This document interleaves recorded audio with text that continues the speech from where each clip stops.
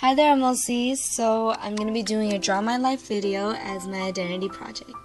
My name is Udon, as you may already know. I am Hmong, so I do have a Hmong name. And yes, that's my Hmong name, Maika. It's quite long, but it's a lovely name that my grandmother gave me. I also know to speak another language, which is French, so let me introduce myself in French as well. Je m'appelle Udon. I'm not fluent in French, but I am fluent in speaking and writing English and Hmong, and so those are the three languages that I do know. Let's move on with my life, other than the languages. I'm going to be drawing a family tree. There's my grandpa and my grandmother who passed away, and then there's my dad who married my mom, and here comes the kids. That's my oldest brother, Vichai, my oldest sister, Manny, then there's me, third child. Thought I was going to be the last child, but it's okay because I love my younger siblings. That's my younger sister, Vela, my younger brother, Lumiko, younger brother, Litterhud, younger brother, Shaking, and lastly, my younger sister, Miaji, or Ania. You know, growing up, life was actually pretty great. I was a happy child. There was no financial problems. Of course, I was a low-income family, but I never really had to worry about money. School was great. I went to great elementary, and I lived in elementary schools, and I lived in a great place with opportunities. My religion is shamanism. That is a thing which is very highly valued in our religion. And then that's a type of gong that we use as well. I did go to church, but I did come back to being shamanism.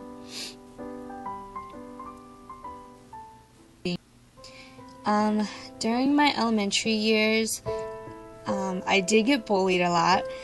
I have a birthmark on my eye, in case you guys didn't know. I never really thought much about it, or I never really noticed it until a boy in my grade called me black-eyed. I was really hurt, but I was a quiet girl, so I didn't really get to do anything. I just went home and cried about it to my dad, and asked my dad if I could get surgery on it when I grew up, because I didn't like it.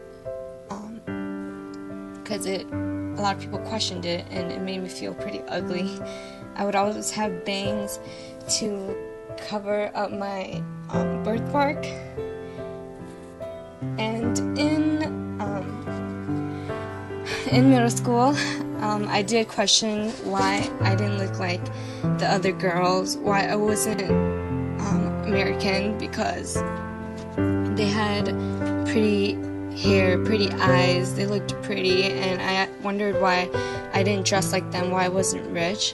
You know, I questioned a lot of things, and in my culture, girls would have to wake up early to cook, and I had a strong hatred towards being a home girl.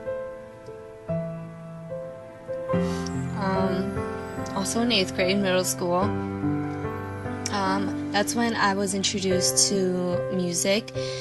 And that's when I also was introduced to instruments, and one of my favorite one is guitar. When I first got introduced, I usually just played American music or Korean music on the guitar, dancing as well. I would always do hip-hop or Korean pop, and I never really liked Hmong music. I just thought it was flabby. I just really disliked it. I disliked a lot of things about the Hmong culture. I didn't like the clothes. I mean, I thought it was pretty, but I would never really enjoy wearing it because I thought it was a hassle. I would always complain or become really crabby when it comes to wearing Hmong clothes. And of course my sister, she loves it, so she would always yell at me, but I never just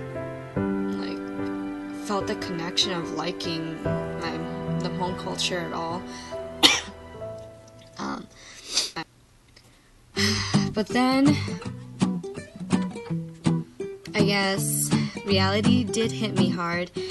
My siblings, older siblings, and my parents, they taught me a lot about my Hmong culture, and I learned of how much the Hmong people have struggled to get here, and so I became more and more involved in my culture, embracing it.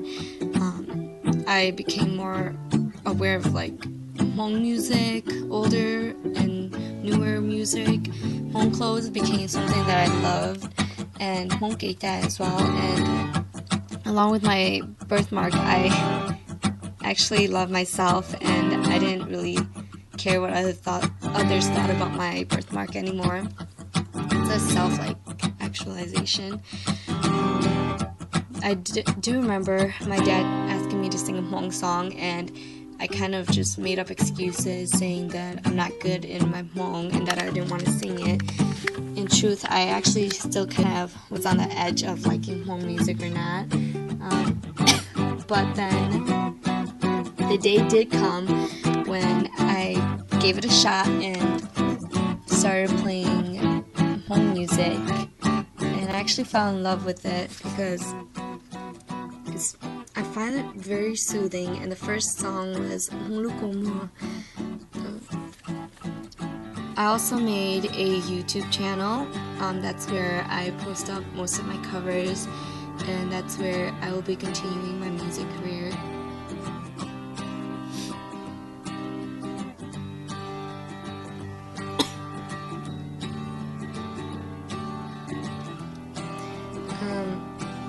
I think throughout my high school career, I did spread my Hmong culture a lot.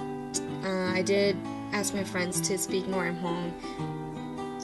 I kind of was the initiator who kind of brought my Hmong culture back into my group of friends, and I'm really glad that I am more involved, because I am proud to be an educated Hmong American woman living in the United States of America, where there are many opportunities for me and many opportunities for me to express who I am as Udon Tao. And there you go, that's my identity project, and I hope you guys enjoyed it. So, peace out.